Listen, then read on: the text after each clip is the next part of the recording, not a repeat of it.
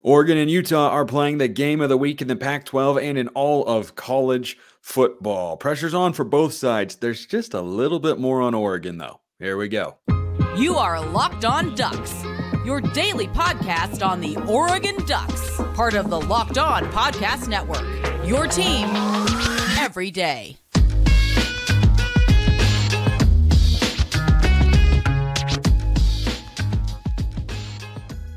Yes, it is that time once again for a Locked On crossover edition of Locked On Ducks and Locked On Utes. I'm your host, Spencer McLaughlin. That is JT Wistrcill of the Locked On Utes podcast. Thank you so much for making this your first listen or your first view of the day. Part of the Locked On Podcast Network, your team every day and your number one source to stay up to date with the Ducks or the Utes. If you're over on that particular feed, like, comment, subscribe, rate, review wherever you listen to or watch this show, which today is brought to you by Game Time. Download the app.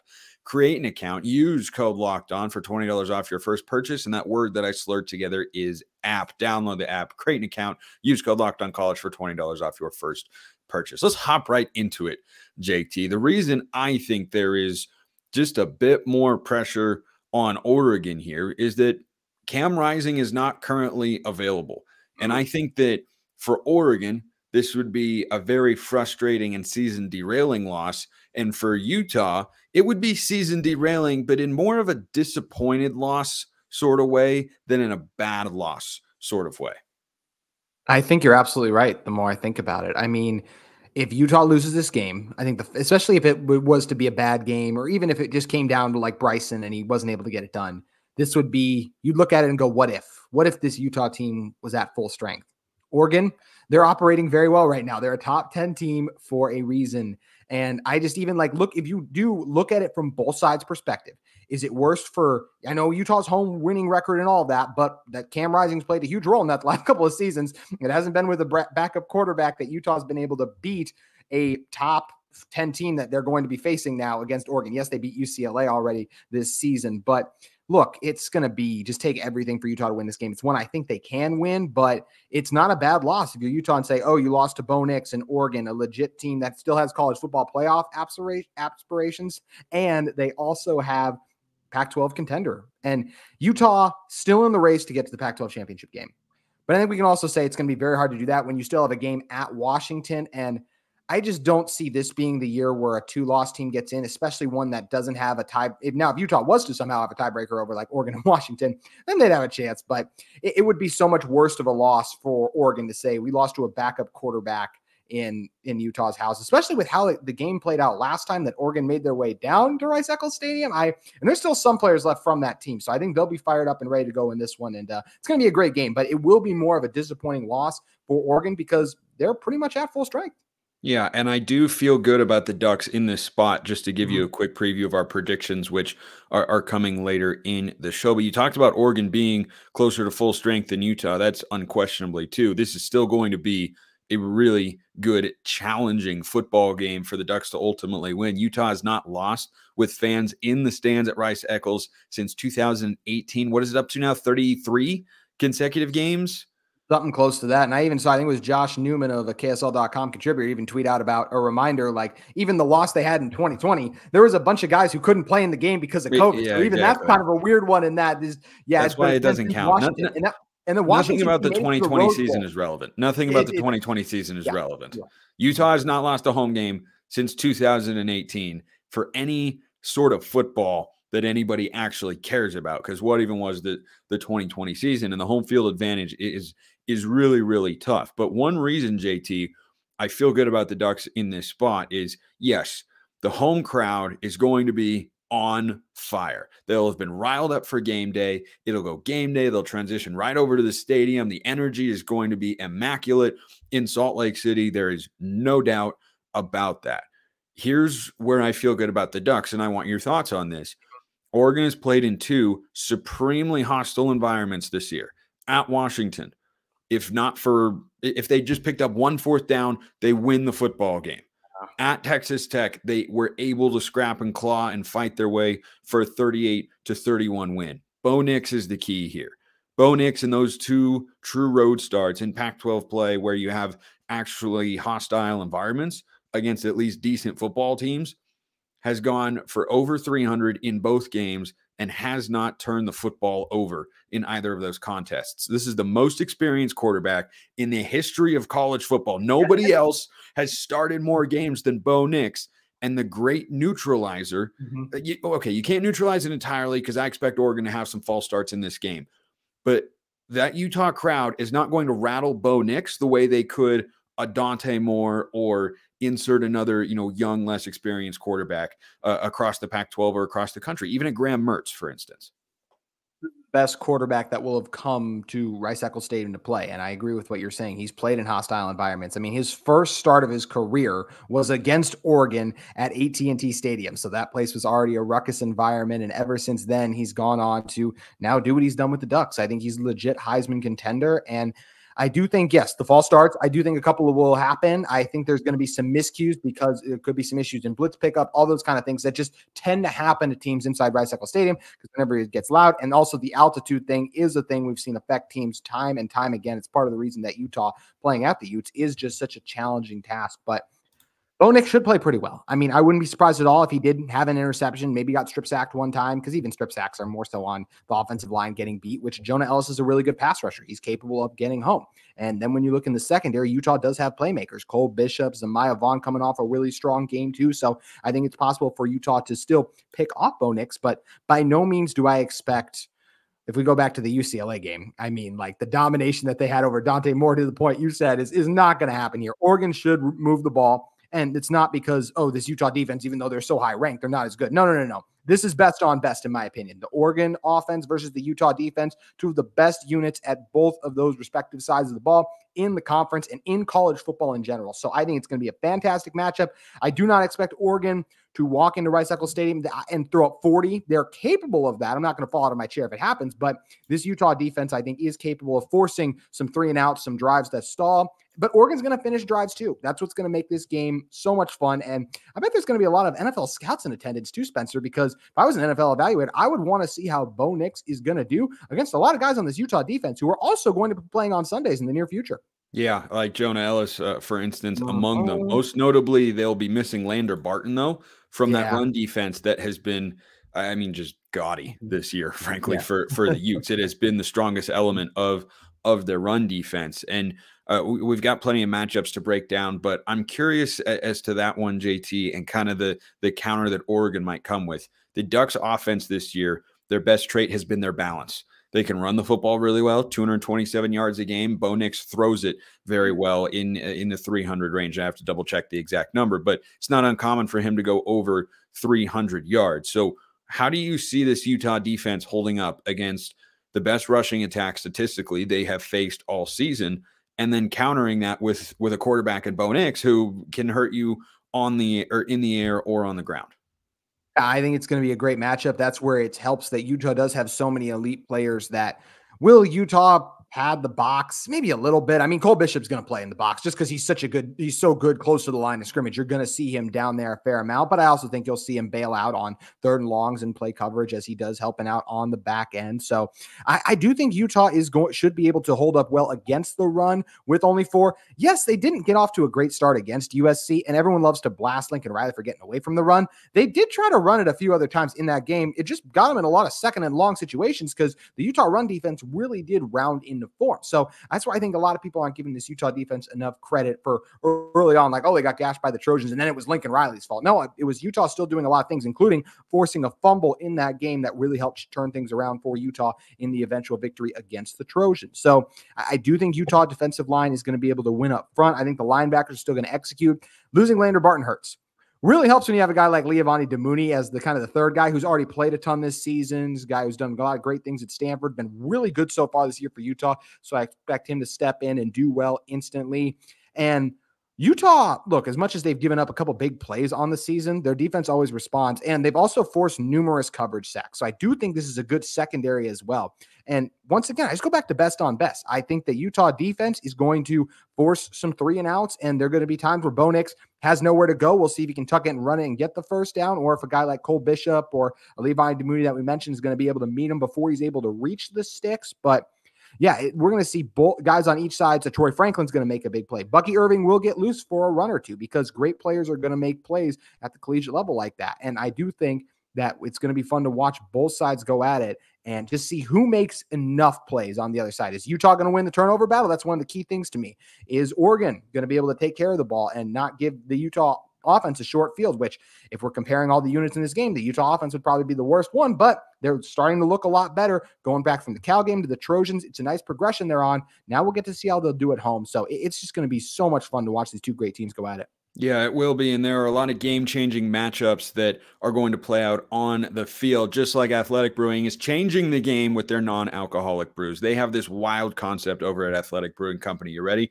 Make a non-alcoholic beer that actually tastes good. I know, crazy concept, but their brews are great tasting and award-winning, and they beat out full-strength beers in global competitions. They brew over 50 styles of craft, non-alcoholic beer, including IPAs, Goldens, sours, and more. And they're fit for all times. You can enjoy one anywhere, and there are no hangovers ever. You can find Athletic Brews in store, online, and at bars around the country. They're the fastest growing non-alcoholic brewery in the U.S., so get on board. You can find Athletic Brewing Company's non-alcoholic brews at a store near you or buy online at athleticbrewing.com. First-time customers, use code LOCKEDON, get 15% off your first online order. That's code LOCKEDON at checkout for 15% off at athleticbrewing.com. Near beer, exclusions and conditions apply. Athletic Brewing Company, fit for all times. And you, as a want-to-be attendee of your favorite sporting event or otherwise, can be fit to go to that event if you check out Game Time. You shouldn't have to worry when you're buying tickets to your next big event. Game Time is the fast and easy way to buy tickets for all the sports, music, comedy, and theater events near you. With killer last-minute deals, all-in prices, views from your seat, and their best price guarantee, Game Time takes the guesswork out of buying tickets. Game Time is the only ticketing app that gives you complete peace of mind with your purchase. See the view from your seat before you buy, so you know exactly what to expect before you arrive. Take the guesswork out of buying tickets with Game Time. Download the Game Time app, create an account, use code LOCKEDONCollege for $20 off your first purchase. Terms apply. Again, create an account, redeem code LOCKEDONCOLLEGE. That is Locked On College, the promo code for $20 off. Download Game Time today. Last minute tickets, lowest price guaranteed. JT is a wise man. Those watching on YouTube are aware that he has adopted the mindset and the energy of a second segment sip and the importance to deliver a quality podcast, which is what we're doing our very best to do here for you all today. Appreciate everybody being tuned in. So let's talk about some matchups. I think the biggest unit matchup here in this game, JT, Oregon O-line against Utah defensive line. Because that offensive line, I don't think is quite as foundational to what Oregon did a season ago. They've still been very good. Bo Nix has only been sacked 4 times all season, and they're running for 227 yards a game. Jordan James and Bucky Irving, not in that order necessarily, but Jordan James is really good too. The backup running back, he's in for Noah Whittington, who's out for the season with an injury. Bucky Irving and Jordan James have been outstanding because they've had lanes to run through. Their tight ends have been blocking really, really well, Terrence Ferguson and Patrick Herbert. But everything is predicate. You can't have balance offensively if you don't have a good offensive line that can succeed in a multitude of ways. I think if Oregon wins that line of scrimmage battle, it's maybe the most important element of this game because that will allow their offense to get going. And if Oregon's offense gets going in this game, JT, I don't think Utah has enough offense to keep up. Yeah, if Oregon can really control the game, run the ball, and I mean, especially if Oregon were to jump out to an early lead, that's where it could get interesting for Utah since, look, Bryson Barnes has done some nice things. I will continue to say it. He is a game manager. There is a reason that Utah likes to take the ball out of his hands from time to time and give it to a Sione Vaki or a Jaquindon Jackson. But yeah, I totally agree with you. The battle I'm excited to watch play out is that Oregon offensive line versus that Utah defensive line. When you're talking about the Utah D-line, you're talking about 3 defensive ends who can rush the passer. We all know about what Jonah Ellis has done this year. Connor O'Toole's been really strong since coming back from injury. Van Fillinger has as well. Those guys are able to apply that outside edge pressure. Then the defensive tackles. Junior Tafuna has had some of the best games of his career against the Oregon Ducks. And then you look at a guy in Keanu Tanuvasa, too. He's come on really strong this season. Samote Peppa, Licky by Mahi, a couple of the other guys that'll rotate in there. It's a very deep defensive line. So are those defensive tackles going to be able to hold up against the double teams? Your guys' starting center, Jackson Powers Johnson, actually played games inside of Rice-Eccles Stadium and won a state championship there back in high school, going to Corner Canyon High School. So I'm curious to see how he does against some beastly defensive tackles that Utah has. And what is kind of the plan for Jonah Ellis? He is one of the best pass rushers in college football right now. It's not even an opinion, it's a fact when you look at the number of sacks. And it's the way he's winning, the speed, uses his hands well, can get some power mixed in there too. So I'm so excited to see this matchup play out. And it really is another one where I expect a back and forth game. If Utah wins this game, it's going to be very close to me. I can see Oregon winning by 10 plus. I can't see Utah doing that because I do think this Oregon team is that good. And that's why I think we are in for such an exciting showdown. And especially for those of us who love the action in the trenches. Yeah, I think the physical nature of this football game was on full display last year at Autzen Stadium. Oregon only ran for, I think it was 57, 58 yards in that game. It was under 60, and they still managed to win in their best defensive effort of the year. And I think this is a better defensive unit for Oregon, and it's one of the reasons I'm confident in the Ducks' ability to win here, though certainly I won't be, shocked and absolutely just dumbstruck that, oh my gosh, how did Utah win the game? Like, no, Kyle Whittingham is a great coach and the defense is really good and they know how to run the football. And Oregon's run defense this year, I think, has been a little hit and miss. But one thing that hasn't been hit and miss and has really just been a hit game after game after game this year for the Ducks has been Troy Franklin. And Troy Franklin last year was, going up against Clark Phillips, as was the entire Oregon offense. He very nearly had a game-clinching pick six. Shout out to Cam McCormick for the tackle in that game, or else Oregon loses, and Phillips has the clincher there. But when I look at this Utah secondary, Cole Bishop is the guy that stands out the most, but you know that Troy Franklin's the number one target. It's pretty clear. He has 16 more catches than the number two target on the Ducks. That's Tez Johnson this season. So who matches up with Troy Franklin? And how do you feel about that matchup for the Utes? I think it'll be a lot of Zamiah Vaughn, but I think they feel confident in Miles Battle, JT Broughton, these other corners who have done a good job all season long on elite receivers. Once, like Brendan Rice made a couple of grabs last week, but for his overall standard, I felt like he was pretty quiet. And that's a lot of credit to the way that Vaughn played, who really is rounding into form as the kind of elite corner on this Utah defense. So him and Franklin going to be a great battle. I can already see the plays where Troy Franklin brings in the contested catch. I can also see the one where Zamiah Vaughn gets a little physical. Troy Franklin's mad he didn't get a flag, and then he's walking off to the sideline. That's the kind of night we're in for. And then a late flag comes in from the back judge. Yeah. Continue. Yeah, there you go. Yeah. That's the kind of night we're in for at so many different matchups on the field. But I think Vaughn is the main guy to watch out in that regard too. But look, I think we've done a really good job talking about how this Utah defense then matches up with the Oregon offense. But this is really going to come down to the Utah offense in so many ways, because once again, I do expect Utah to force some punts. I don't expect Bo Nix to throw for over 400 yards inside Rice-Eccles Stadium. Quarterbacks just don't do that. So to me, I think Utah will have some success running the ball. They have their offensive line coming together a little bit. I like Oregon's front seven too. Another back and forth battle to me. Can Bryson Barnes make the throws given the opportunities? That's what's going to be very interesting to see. When everything works for him, the offensive line executes, receivers are getting open, he can sometimes make those throws, also miss them. But it's the reason Utah has been successful recently. So can Bryson make enough plays with not just his arm, but his legs, as we saw he made the biggest play of the game with his legs a week ago, to let Utah win this game? Because I still think the defense is going to do enough to put Utah in a position to nab a victory here.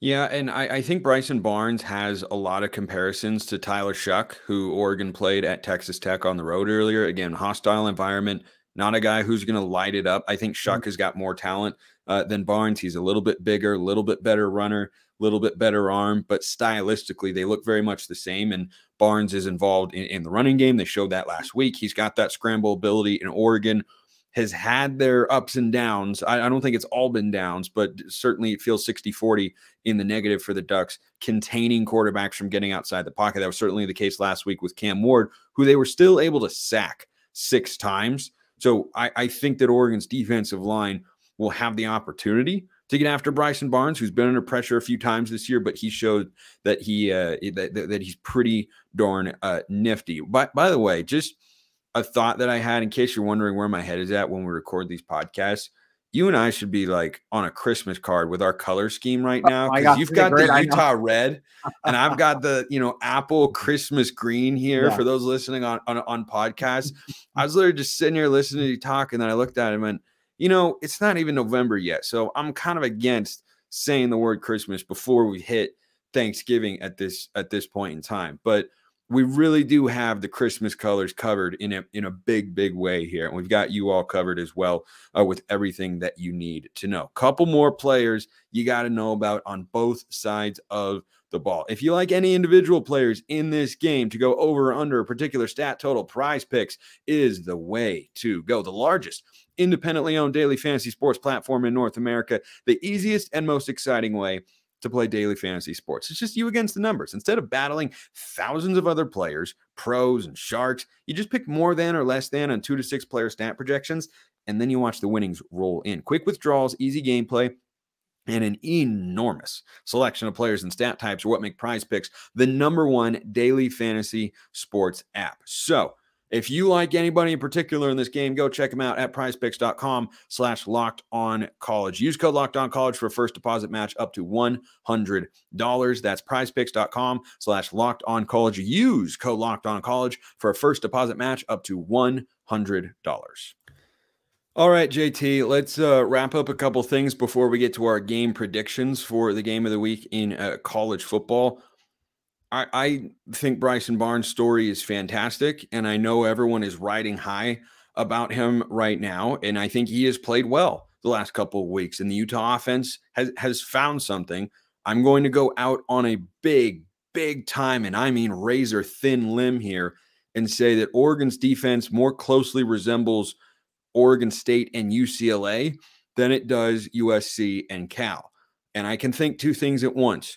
Oregon's defense is a lot better than what the Utah offense has seen in the last couple of weeks, and Utah's offense is better than what they were in those two matchups with the Beavs, where Nate Johnson started, and against UCLA, where I think Nate Johnson also started.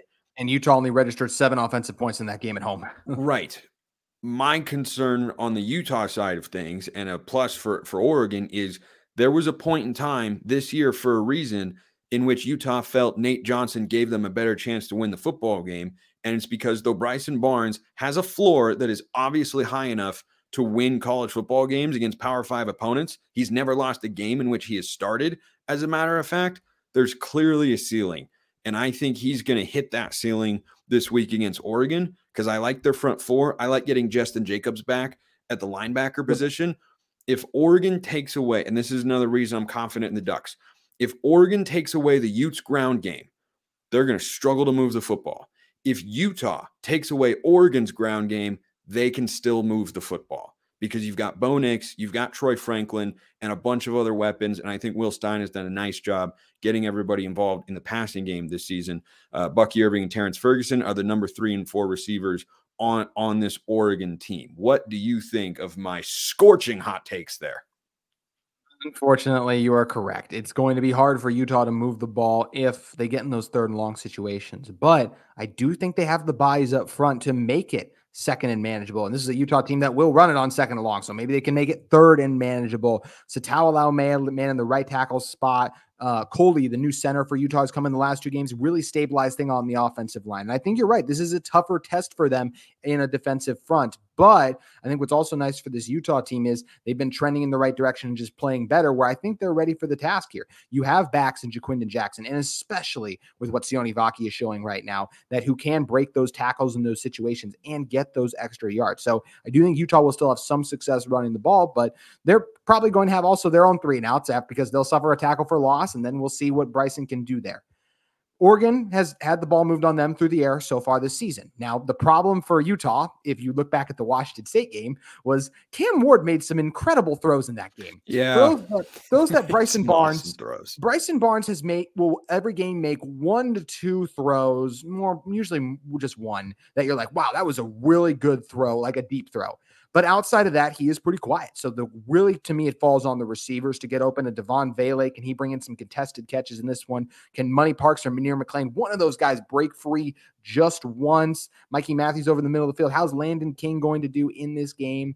Bryson has to take care of the football. That pick six was disastrous for Utah a week ago. I don't expect him to throw a pick six at home.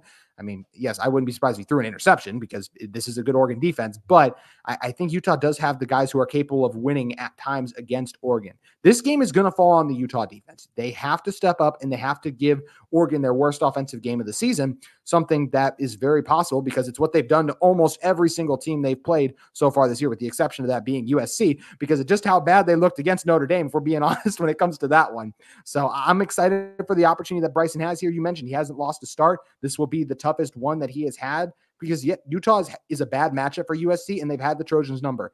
Oregon beat them last year. Oregon matches up with Utah very well from a physical standpoint. So how many different creative things can Andy Ludwig try to do to beat Dan Lanning's defense? And it's going to be interesting to see. One thing that's crazy is even if Bryson struggles in this game, I don't expect him to throw as many interceptions as Cam Rising did in this game a year ago, because that was the worst game I've ever seen Cam play. So it's nice that Bryson is in a position where he just has to manage the game, won't be too much on his shoulders, and a name to watch for. We brought him up a couple times now, but Sione Vaki in the ground game and the passing attack for Utah has really emerged. A former safety who switched to the offensive side, still plays a little on defense. One of the best athletes in college football right now, and for the last 2 weeks has been the best two-way player in the Pac-12. If a nice subtle shot at Travis Hunter, I dig it. I mean, he's coming back off of an injury, but he also kind of got torched against Stanford, and they're asking him to do more than he, I think, is capable of right now. And Vaki is, like you said, carving out this wonderful role for the Utes that is clearly effective and explosive. He's the wildcat guy. He's hand the ball off to him, throw it to him out of the backfield as well. Last thing before we make our predictions, JT, just a thought and then a question for you. I think there's only one way that Utah wins this football game. If this becomes a shootout, it's advantage Oregon all the way. The one way that Utah wins, though, is they're able to run the football, keep Bo Nix on the sideline, make Oregon kick field goals. The red zone offense, I think, has been good overall on the season. The numbers reflect that. Has not always been perfect. So I think that that's the formula for the Utes. And if they get away from any of those things, if they can't hold Oregon to field goals, if they can't run the football, I think they struggle there. One other thing, though, is the Utah offensive line in the run blocking department has been very good. They've had an injury or two up front, I know. How do you feel about them in the pass blocking department? Because Oregon this season has been much, much better getting after the quarterback as a team, having compiled 25 sacks through 7 games this season, including none in week 1. You're correct. They run block better than they pass block, but I even thought last week was a step in the right direction for them. I also expect some of the guys like Satao Laumea, he didn't play his best game at USC, still was solid, but not his best game. I expect guys like him to play better at home. And in pass protection, the left tackle spot, still the one to watch for Utah. I thought Tongai, who came in for the injured Spencer Fano last week, played really well, honestly. And since the new players emerged for them at center in Coley, who they've swapped out Jaron Kump for, I think they've looked better overall. But look, earlier in the season, this Utah did struggle with blitz pickup at times. Will that be fixed going forward? I think it'll be better, but there will probably be times still where a blitz gets home. USC got home a few times too. So that's kind of goes back to what I talked about, where I do think Oregon like sacks Bryson Barnes once or twice in this game. I think there are negative plays where Utah has to punt it away offensively because the Oregon defense does have guys on it as well. It's just, if you're Utah, can you limit those negative plays? And Spencer, you brought up how you thought there was really only one way for Utah to win this game. I'll add another. I think if Utah wins the turnover battle, I expect them to win this game. If they're able to force those fumbles, if they're able to get an interception on Bo Nix, that's where I think you give this offense a short field. That will be the other area and opportunity that Utah can capitalize. Utah just continues to find new ways to win, and I'm excited and hopeful that they're going to continue to find that this coming Saturday when the game of the college football season in town in Salt Lake. Yeah, and Oregon has only turned it over once this season. It was an inconsequential interception against Colorado. Other than that, they've been the best in the country protecting the football this year. So they have to do what Oregon has not done this year, and that's force the Ducks offense into some giveaways. Last stat before we each make our game predictions. Last 2 weeks, Utes offense, 34 points per game. Opponents have registered just 1 sack. That was USC. The 2 weeks prior, when the offense managed 1 touchdown each week, Utah surrendered 4 sacks in each of those games. I think pressuring Bryson Barnes with Jordan Birch and Brandon Dorlus and Mateo Uyunglele, and they've had a lot of guys contribute to that 25 number of sacks this season. I think that's going to be a big thing here. I'll start with my prediction, JT. Oregon favored, according to our friends at FanDuel, by 6.5 points. I like Oregon to win. I like Oregon to cover as well. I think Utah will have maybe some early success on the ground, but Oregon's defensive adjustments have been really good, whether that's, adjusting to stop the run or adjusting to stop the pass. And I think they load up the box. I think Justin Jacobs, the linebacker, is a difference maker in that regard, and that unit has played well as a whole. I like this Oregon defense. The offense is rolling. It'll probably be Oregon's most sluggish offensive performance of the season. Duck fans should be prepared for that. It's not going to look even like it did against Washington State with big chunk plays and moving down the field and just not quite scoring. It's going to be a lot harder across the board. You're not going to run for, 250 yards. No one's even hit 150 against Utah in this game. I think Oregon's still capable of getting around 200, but I don't know if they could get, 250, 260. I think Oregon kicks a late field goal to cover the spread, and they win the game 31-20 and end the Utes' home winning streak that goes back to 2018. Spencer, college game days in town, right? I do indeed know that college game day is in town. One of Lee Corso's favorite things to say is not so fast, my friend, because the Utah Utes will find a way to win this game once again with all eyeballs on them. This Utah team has continued to do it. Betting against Kyle Whittingham has been a bad business and not one I want to get into in this matchup, especially betting against him at home. I think when you're looking at Utah, I think the difference is the turnovers. I think they will be able to force 2 turnovers in this game, whether it's a strip sack from Jonah Ellis or a late interception. That's where I think Utah comes up huge, because their offense will stall at times, but they'll be able to capitalize on those short fields. I think Bryson Barnes once again makes just enough throws. I think Jaquindon Jackson has a strong day on the ground, grinding out some tough yards against a physical Oregon defense. And you mentioned the late field goal to cover what you felt like for Oregon. I actually think for Utah, it's going to be a late field goal that lifts them to a victory. Give me Utah 28, Oregon 27, as they continue to stay undefeated at Rice-Eccles Stadium since 2018. 28-27 for JT, 31-20. We both think our team is going to win. Maybe we'll just have to come back next week one way or the other in our Christmas-colored attire. JT Wistrcill of Locked On Utes. This has been an episode of Locked On Ducks crossover edition. JT, appreciate it, man. Looking forward to what should be an awesome football game in an awesome environment at Rice-Eccles. Be a lot of fun. Always fun doing these with you, Spencer. To all my Oregon people, appreciate you listening. I'll see you next time. Have a wonderful rest of your day. And as always, go Ducks.